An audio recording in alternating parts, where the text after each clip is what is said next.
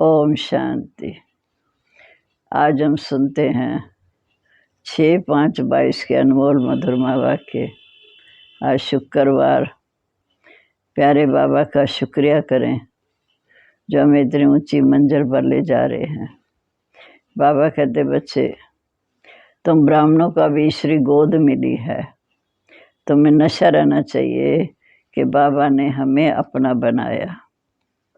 फिर बाबा ने कहा, पतितों को पावन बनाना, सभी मनुष्य आत्माओं को रावण की जंजीरों से छुड़ाना, ये दिव्य कर्तव्य एक बाप का है।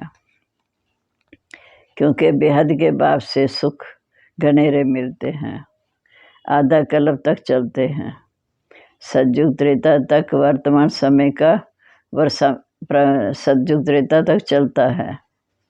सतयुग में होती है गोल्डन जुबली, त्रेता में होती है सिल्वर जुबली।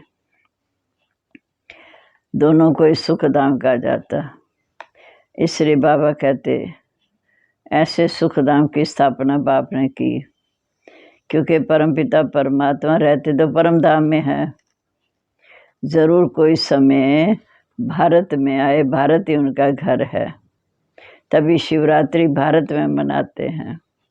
शिव के मंदिर बहुत हैं, परंतु भारत खंड में ही उनका आना जाना होता। पतितों को पावन बनाए, मनुष्यों को रावण की जंजीरों से छुड़ाते हैं। शिवरात्रि और श्री कृष्ण जयंती भारत में मनाते हैं। रावण का राज्य भी भारत में आधा कल्प चलता है, द्वापर कलयुग। फिर बाप का नाम भारत में प्रसिद्ध है। जरूर बाप ने को ऊंचा दिव्य कर्तव्य किया है, जिसके कारण उनका नाम प्रसिद्ध है। मनुष्य को तो पावन बना न सके। पति पावन एक बाप है। स्वर्ग नरक ये भारत पर ही नाम पढ़ते हैं। सतयुग त्रेता स्वर्ग, द्वापर कलयुग नरक। 5000 वर्ष पहले भी बाप ने स्वर्ग की स्थापना की थी। उनको परिस्थान कहा जाता। तो बाप से वर्षा मिला था। बाप अक्षर कितना मीठा है, उनसे घनेरे सुख का वर्षा मिलता। गोल्डन जुबली सतयुग में, सिल्वर जुबली त्रेता में मनाते। और बाप इस भारत खंड में आते हैं, यहाँ करके हमें मुक्ति, जीवन मुक्ति का रास्ता बताते हैं। आधा कल्प हमने भक्ति की बाप को पाने के लिए। अब वो भक्ति का पाठ पूरा हुआ। अब फिर बाप आते हैं भक्तों की आश पूरी करने, अर्थात उनको सुखी बनाने। सतयुग त्रेता में तो सुख, शांति, संपत्ति सब कुछ है। वहाँ कभी अकाले मृत्यु नहीं, कभी रोते नहीं। ये सब बातें हमें बेहद का बाप ही समझाते हैं। इतना हम बाप की श्रीमत पर चलते हैं, उतना उच्च पद के अधिकारी बनते हैं। अब हम सुनते आज के मधुरमा वाक्य। बाबा कहते, मीठे बच्चे तुम ब्राह्मणों को ईश्वरी गोद मिली है, तुम्हें नशा रहना चाहिए कि बाप ने इस तन द्वारा हमें अपना बनाया, अर्थात ब्रह्मा तन द्वारा हमें अपना बनाया। प्रश्न है, बाप ने कौन सा दिव्य कर्तव्य किया जिस कारण उनकी इतनी महिमा गाई हुई है। बाप ने पतितों को पावन बनाने का ये दिव्य कर्तव्य, सभी मनुष्यों को माया रावण की जंजीरों से छुड़ाना, ये दिव्य कर्तव्य एक बाप करते हैं। बेहद के बाप से बेहद सुख का वर्षा मिलता। फिर आधा कल्प वो वर्षा चलता है। सतयुग में गोल्डन जुबली, त्रेता में है सिल्वर जुबली। वह सतो प्रधान, सतयुग वाले सतो प्रधान, त्रेता वाले सतो सामान्य। दोनों को ही सुख धाम कहा जाता। ऐसे सुख धाम की स्थापना बाप ने की, इसलिए उनकी महिमा गाई जाती है। गीता है, इंसाफ के मंदिर में। ओम शांति। बाप और दादा मिलकर बच्चों को समझाते हैं। कभी बाप समझाते, कभी दादा, क्योंकि ये शरीर दादा का भी घर है। परमपिता परमात्मा भी शरीर में आते हैं पाठ बजाने, वास्तव में परम धाम में रहते हैं। ज़रूर उनका कोई समय भारत ही घर होता, तभी शिवरात्रि मनाई जाती। शिव के मंदिर भी बहुत हैं, तो सिद्ध होता है तो भारत खंड में ही उनका आना होता। पतितों को पावन बनाने, सभी मनुष्यों को माया की जंजीरों से छुड़ाने का दिव्य कर्तव्य उनका है। अब रावण का राज्य है। रावण को जलाते भी भारत में है। शिवरात्रि और कृष्ण जयंती भी भारत में मनाते हैं। रावण का राज्य भी आधा कल्प चलता है, द्वापर से लेकर कलयुगांत तक।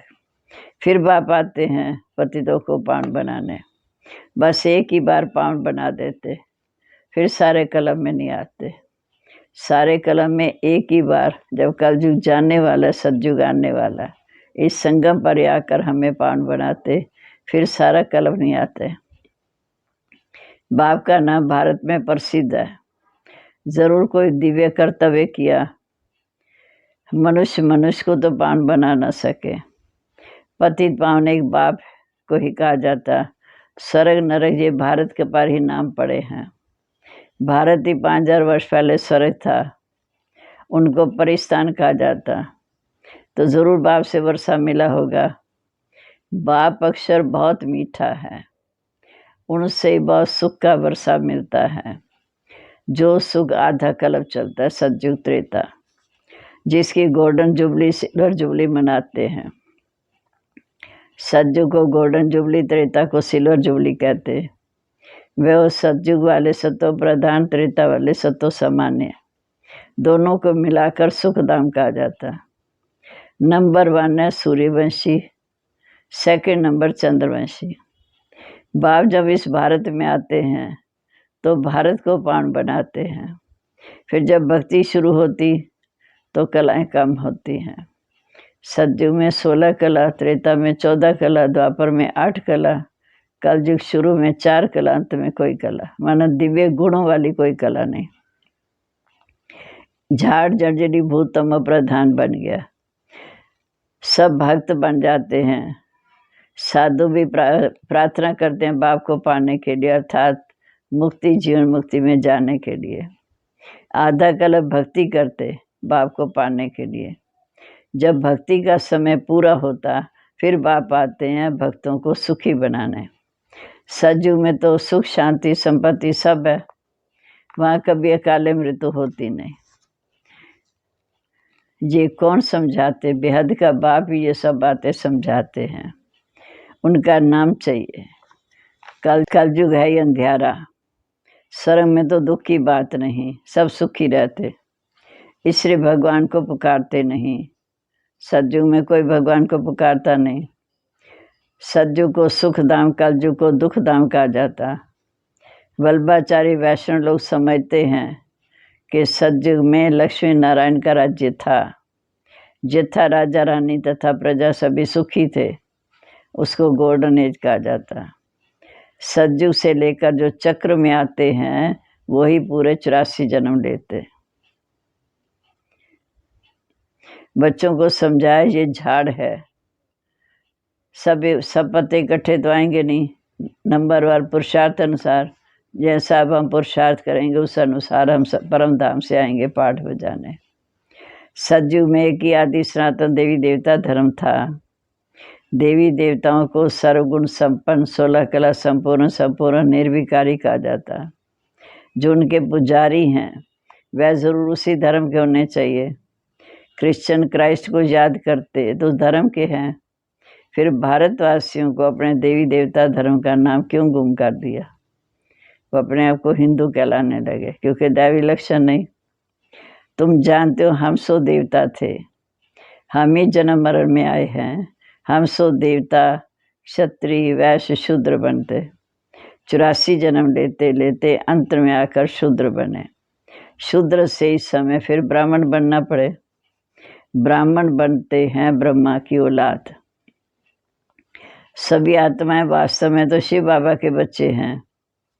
वो है बेहद का बाप, उनको परम पिता परमात्मा, ओ गॉड फादर अथवा हेवनली गॉड फादर कहा जाता। वो है स्वर्ग का रचयिता। अब बुद्धि से बच्चों को काम लेना है। जबकि बाप स्वर्ग स्थापन करते तुम क्यों ना नई दुनिया का वारिस बने। अब नई दुनिया पुरानी हो गई, फिर नई दुनिया कैसे बनेगी। गांधी भी गाते थे नया राज्य नया भारत हो। हम जानते हैं वो नया भारत स्थापन हो रहा है। अब तुम ब्राह्मणों को ईश्वरी गोद मिली है। बेहद के बाप ने अपना बच्चा बनाया, प्रैक्टिकल में हो, परंतु इस समय बाप ने स्तन द्वारा तुम्हें अपना बच्चा बनाया। वह कलयुगी ब्राह्मण कुख की संतान और हम में ब्रह्मा मुख वंशावली संतान। परमपिता परमात्मा ने ब्रह्मा द्वारा अडॉप्ट किया, तो गोया ब्रह्मा हमारी सूक्ष्म में माता हो गई। गाते भी हैं तो माता पिता बालक तेरे। ओ बाबा, आपने हमको ब्रह्मा द्वारा अपना बनाया, ये भी समझने की बातें हैं। ज्ञान सागर एक बाप है। ज्ञान से सदगति अर्थात दिन होता, अज्ञान से रात। शास्त्र आदि सब भक्ति मार्ग के हैं, उनसे बाप को कोई मिल नहीं सकता। बाप आते हैं कलप कलप के अंत में, आकर स्वयं अपना परिचय देते हैं। उनको अपना शरीर तो है नहीं। ब्रह्मा विष्णु शंकर को भी देवता कहा जाता। ब्रह्मा देवताय नमः, विष्णु देवताय नमः, शिव को परमात्मा नमः कहते हैं।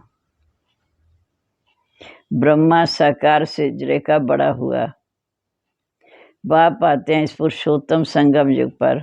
अभी यादव भी हैं, कौरव भी हैं, पांडव भी हैं।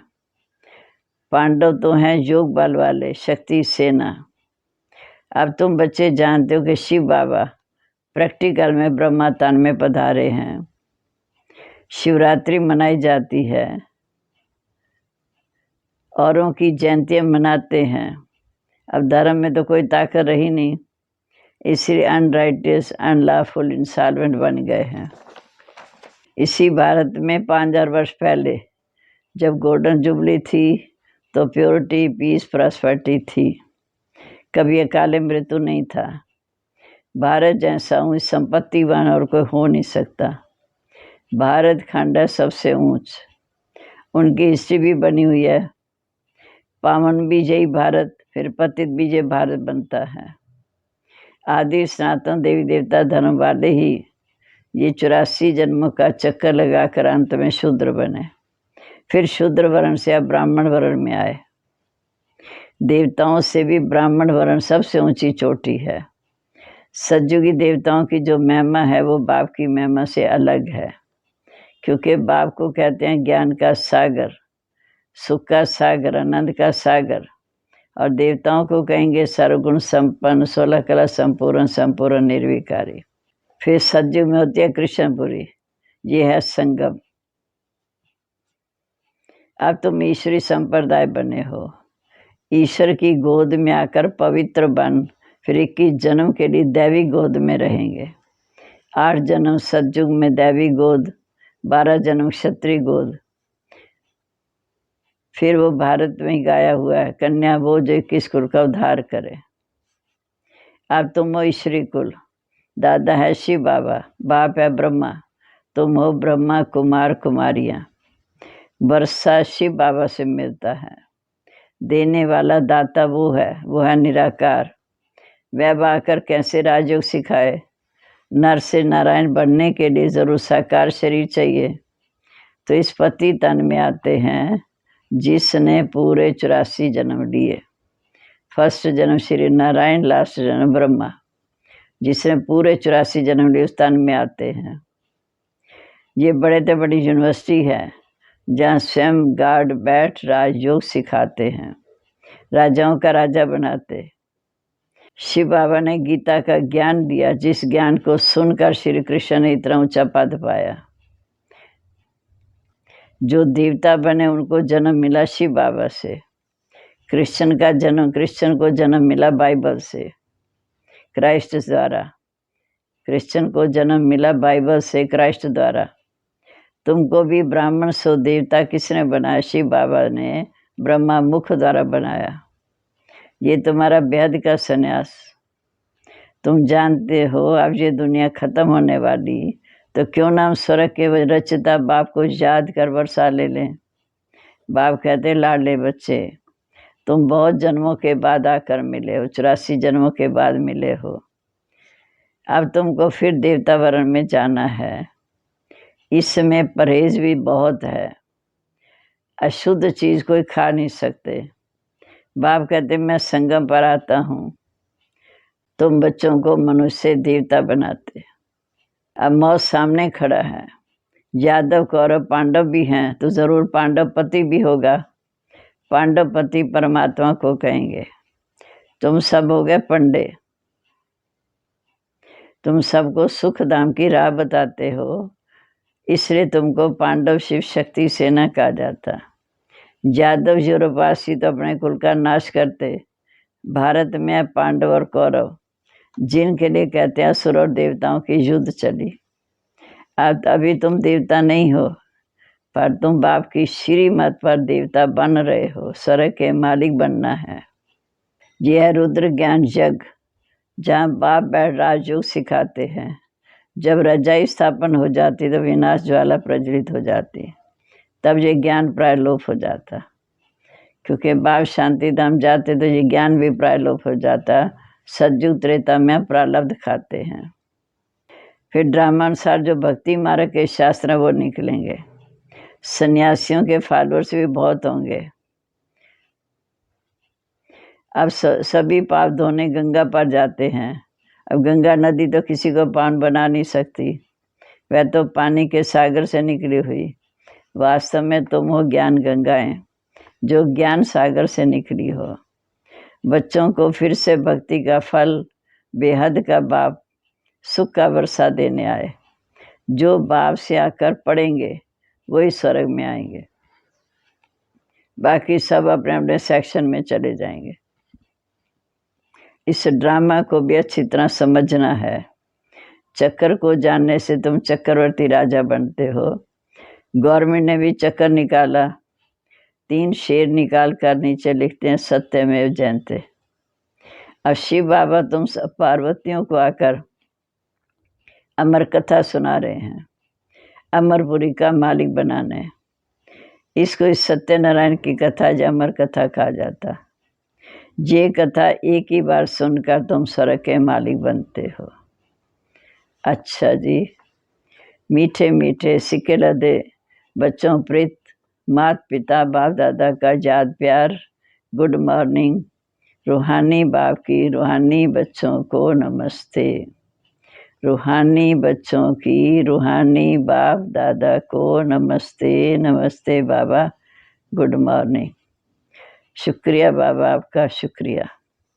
धारणा के लिए मुख्य सार। देवता वर्ण में जाने के लिए भोजन की बहुत परहेज रखनी है, कोई भी अशुद्ध चीज नहीं खानी। दूसरा, इस पुरानी छीछी दुनिया जो अब खत्म होने वाली है, इससे बेहद का वैराग रख स्वर्ग के रचयिता बाप को याद करना है। अब आज का वरदान, अपनी शक्तियों व गुणों द्वारा निर्बल को शक्तिवान बनाने वाले श्रेष्ठ दानी व सहयोगी भव। अपनी शक्तियों व गुणों द्वारा निर्बल को शक्तिवान बनाने वाले श्रेष्ठ दानी व सहयोगी भव। श्रेष्ठ स्थिति वाले सपूत बच्चों की सर्व शक्तियाँ सर्वगुण समय परमाणु सदा सहयोगी रहते हैं। श्रेष्ठ स्थिति वाले सपूत बच्चों की सर्व शक्तियाँ सर्वगुण समय परमाणु सदा सहयोगी रहते हैं। उनकी सेवा का विशेष रूप है बाप द्वारा प्राप्त गुण और शक्तियों की अज्ञानी आत्मा को दान और ब्राह्मण आत्मा को सहयोग देना, निर्बल को शक्तिवान बनाना। यही श्रेय दान व सहयोग है। वैसे वाणी द्वारा या मनसा द्वारा सेवा करते हो, ऐसे प्राप्त हुए गुण और शक्तियों का सहयोग अन्य आत्मा को दो और प्राप्ति कराओ। स्लोगन है, जो दृढ़ निश्चय से भाग्य को निश्चित कर देते हैं। जो दृढ़ निश्चय से भाग्य को निश्चित कर देते हैं, वही सदा निश्चिंत रहते हैं। क्योंकि हमेशा कहते हैं जैसा सोचेंगे वैसा बनेंगे। तभी का दृढ़ निश्चय से भाग्य को निश्चित कर लेते, वही सदा निश्चिंत रहते हैं। ओम शांति।